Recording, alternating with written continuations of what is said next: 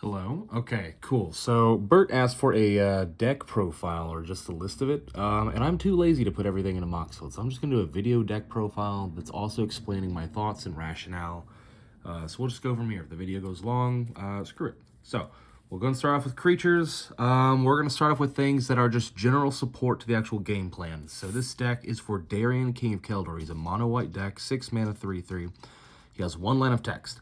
Whenever you are dealt damage, you may create that many 1/1 white soldier tokens. If you have 40 health and somebody hits you for 39, you make 39 soldiers. Pretty cool. It's the BDSM deck. So starting off, we're going to have cards that will kind of play synergistically with our game plan. Welcoming Vampire, power 1 or 2 or less enters the battlefield. Your soldiers, you'll draw a card. White's not the best at card draw, so there you go, card draw. Next up, Darude Sandstorm War Chief. Soldier spells cost 1 less. Guess what? Darien's a soldier. There's going to be a lot of soldiers in this deck. Soldiers also get +1/+2, so now your 1/1s are now 2/3s. Good. Next up, tap 5 untapped soldiers you control. Remove target creature from the game. So you start building your army to can, and next thing you know, you can just start tapping all your shit and removing everybody. Field Marshal. All soldiers get +1/+1 and have first strike. Again, you have soldiers. They get big. They hit first. Now we're going to get into probably what is the most important part of the deck, with no hyperbole. So clearly you want to take damage, but you need to be able to recoup those losses. So Ariok, or whatever the hell that is, champion. It has protection, black and red. Doesn't matter.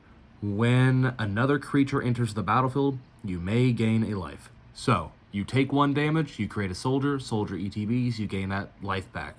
Your goal is to go neutral and to keep hurting yourself or have other people hurt you so that you keep gaining life. Another sub factor in this deck, you can see here, a lot of humans, a lot of soldiers. That'll come up later.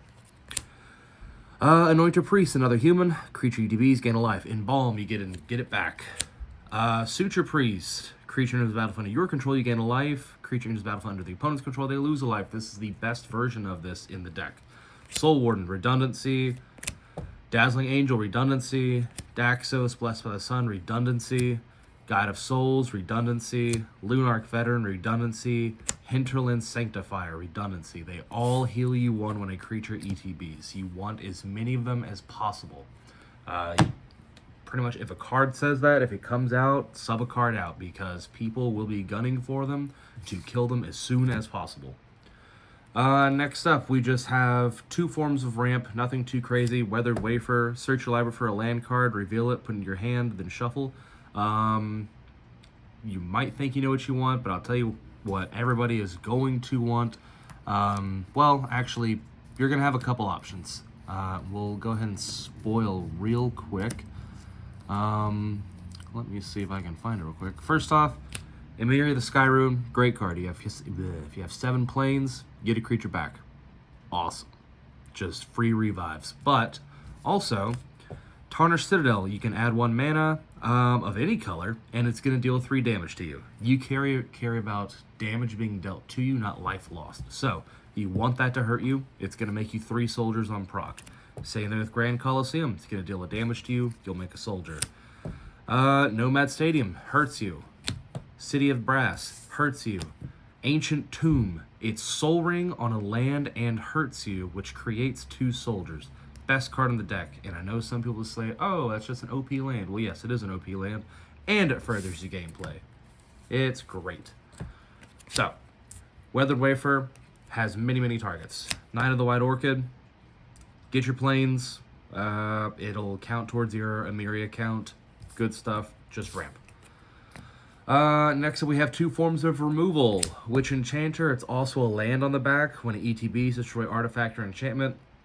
Good removal. Good land. Palace Jailer. Another human soldier. Whenever ETBs, exile target creature. And for as long as you are the monarch, that creature is going to remain exiled. It also puts the monarchy in play, which is another chance to gain card draw. And if people want to take the card draw, they have to hurt you, which will create more soldiers. Next up, we're just going to have general protection. Boromir, if people cast spells and don't spend mana, they get countered. That's great, but you can just sacrifice them. and you gain indestructible. We are not tracking the ring. I will not ever do that. He's a human soldier. Bastion Protector, another human soldier. He gets gives all creatures +2/+2 and indestructible. Vexillus Praetor. Flash, Vigilance, Commanders have protection from everything. If you thought Progenitus was overcosted at 10 mana, well, here's one for 4. He's a warrior and a custody, so he does not fit. Selfless Spirit. Sacrifice it, all your shit gets indestructible. Great stuff. Next up, we're going to do some recursion. Sun Titan. Great card. Emiria Shepherd. Whenever a plains enters, you're going to return a non-land permanent. Could be an enchantment, could be a creature. You have a lot of expensive stuff in here. And guess what? It's mono white. All your cards will be plains. It's great. A little expensive at 7 mana, but it's free recursion. And last but not least, something to kind of tie all of the humans we have in here. Angel of Glory's Rise. Exile all zombies. It's come up, but only like 2 to 3 times in the years I've played. But return all human cards from my graveyard to the battlefield. Great recursion bomb. 7 mana again, but you're reviving almost all of your creatures. Next up, we have 2 generic cards. We have Esper Sentinel card draw. You always need it. And Mael, Shield of Argive. People can't cast spells or activate abilities, artifacts, creatures, or enchantments on your turn. And whenever she attacks, create X 1/1 colorless soldiers. Again, more soldiers. Great stuff. Next up, just in the terms of more support cards, Defiler of Faith. You can pay 2 life for 1 white mana. Just makes it Phyrexian mana. And when you cast a white permanent, you create a soldier. Adeline. She attacks. For each opponent you attack, you create another 1/1 white human. Not quite soldier, but there's some human payoff. But, she's just generically good. Last up in the creatures, we will have our finishers. This one is not the best. I just thought it looked pretty. Grass, the Unstoppable Juggernaut. Juggernauts have to attack. They cannot be blocked by walls. Get fucked. Bant Dragon guy. Other creatures you control have base power and toughness 5/3. It makes all your 1/1s huge, plus all of your buffers. And we don't care if they have to attack each turn and it leaves us wide open. People are going to hit us. And guess what? We make soldiers. That's great. We do not care. Next up, Odric, Master Tactician. You will absolutely have more than 3 creatures on board. If you can just attack out, well, guess what? You can just say nobody blocks and you kill everyone. Angelic Aberration, another one that's not all that good. I just thought it looked pretty. It has a Devoid, not that it matters. Flying Vigilance. When it ETBs, sacrifice any number of creatures with base power and toughness 1 or less. Now, this is a bit of a nombo because we have a lot of anthems in this deck, but just in the off chance you do not, you sacrifice all of your soldiers, and now you get that 4/4 mini colorless Eldrazi Angel tokens with Flying and Vigilance. So, pretty darn stellar. And then last but not least, Elish Norn. You know her, you love her, you hate her. She ETBs, you swing out, you win. Alright, we're moving into sorceries and instants, and I've also got these broken out as well. We're going to start with removal. White's favorite thing to do. Mass Calcify. You don't have white, get rid of all your creatures. Lay Down Arms. Exile target creature with mana value less than or equal number of planes you control. It's like Path of Exile, Swords of Plowshares. I never see other people run this. You give somebody 3 life. Way better than Swords. Farewell. Honestly, really douchey card. Probably going to take it out. If you don't know what it does, exiles everything besides Planeswalkers. Makes the game drag on forever. Get Lost. Was a really good card. Probably going to take it out, most because I don't like excessive tokens, and I think map tokens are done. But it's really good. Destroys target creature, enchantment, or planeswalker for only 2 mana. Next up, Return to Dust. There are better options. I just have a full art version. It looks pretty. Exile target artifact or enchantment. If you cast it during the main phase, you can exile up to an additional 1. That's not how it's worded, but... Thraben Charm. It was unique enough. Deals damage equal to twice the number of creatures you control to another target creature. Probably never going to do that option. Destroy target enchantment, always good. Exile any number of target player's graveyard. So you can just point at everybody else and say, no graves. Great card, 2 mana, dope. More removal, Path to Exile, you know what it does. Swords to Plowshares, you know what it does. Stroke of Midnight. It's like Generous Gift, but it doesn't give a 3/3, but it can't hit lands. Generous Gift. I heard you hate Journey to Nyx. Get rid of it. Lorien's Escape. Target artifact creature gains hexproof, indestructible until the end of turn, and you scry. Teferi's Protection. It's great. Reprieve. Not a counter spell, but you return the spell to the hand, and then you get to draw a card. For white, pretty darn good. Flare Fortitude. Sacrifice a non-token white creature rather than pay the spell's mana cost. So, yes, you are going to have to actually give up a body, not a token. But, again, we have tons of recursion. You're fine. But, well, you pay that cost. Your life total cannot change. And permanents gain hexproof and indestructible. It's a Teferi's Protection adjacent. We have Teferi's Protection at home. Next up, Grand Crescendo. If you just have bukus of mana, 2 white and X, you create X, 1/1 green and white citizens, and then everything gains indestructible till end of turn. It's just more protection. You don't even have to pay the X. 2 white, everybody gets indestructible. Great stuff. Next up, more redundancy from the creatures. Whenever a creature enters, you gain a life. Great stuff. But yes, we are moving into enchantments. Here is something from the finishers list. True Conviction. Honestly, overcosted. I just think it's a classic. Creatures gain double strike and lifelink. Very much so win more, but a very much so fun card.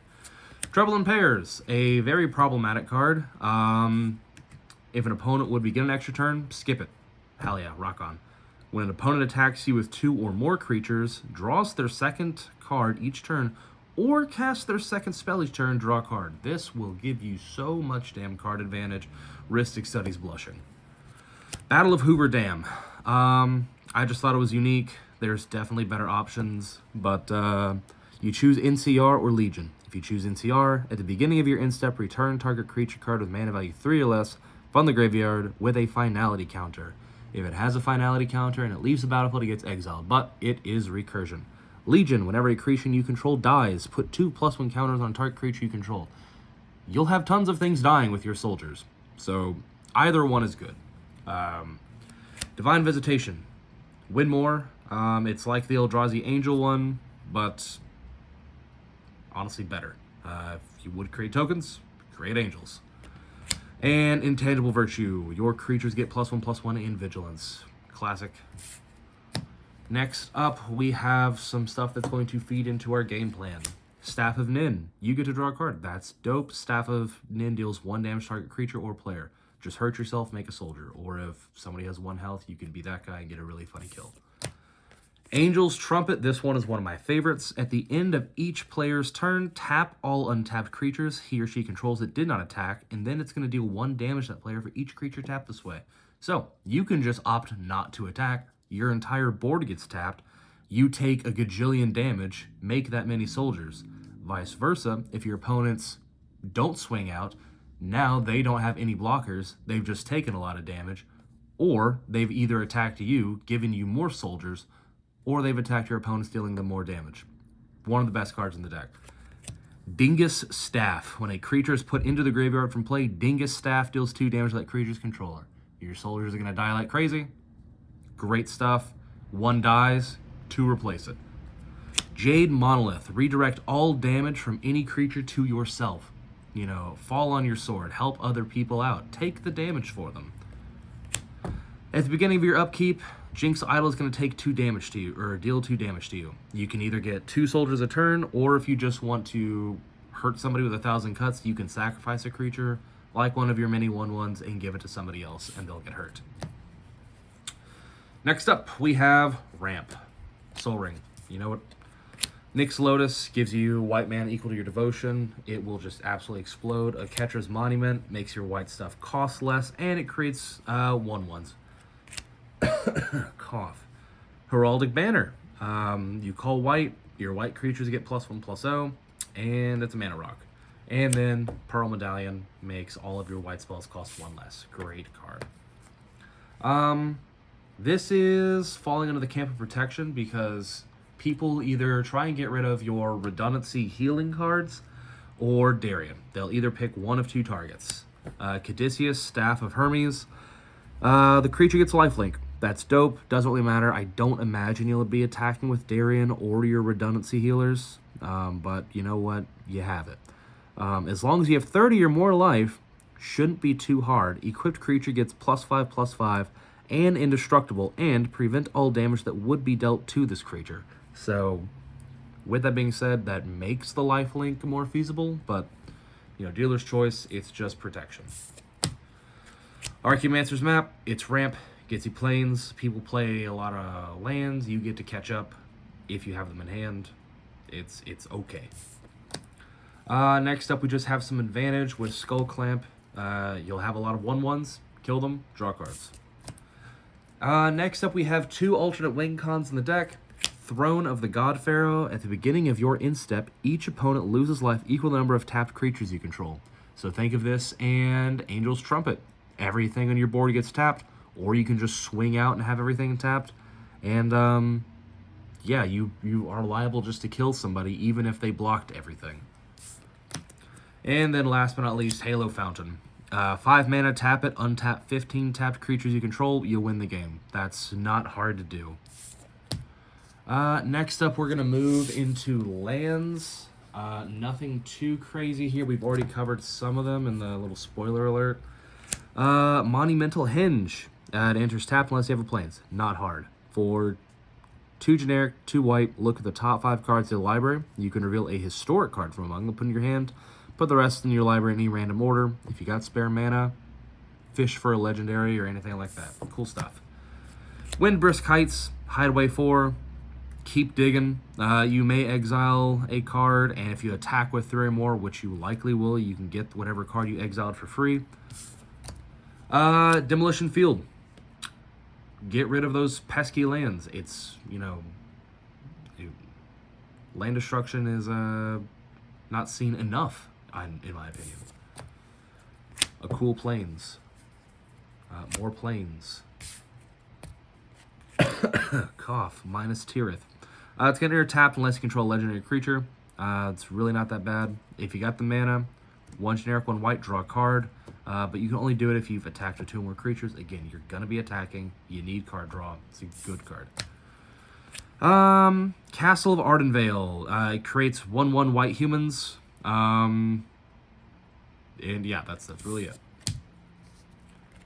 Plains.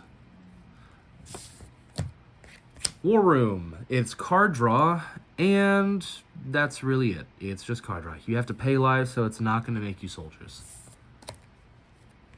Razorgrass Ambush. It's going to deal 3 damage to target attacking or blocking creature. Will probably not come up, but it is a land on the backside, so you have options. Hidden Courtyard. You like Cascade? Are you late in the game? You can just pay 5, tap it, sacrifice it to discover 4. It's an option. Nykthos, Shrine to Nyx.